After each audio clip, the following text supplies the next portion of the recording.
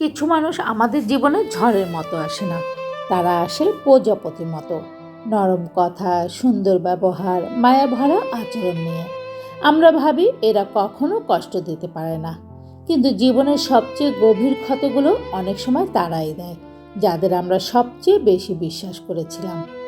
মজার ব্যাপার জানো, শত্রুদের থেকে মানুষ এতটা ভাঙে না যতটা ভাঙে প্রিয় মানুষের অবহেলায়।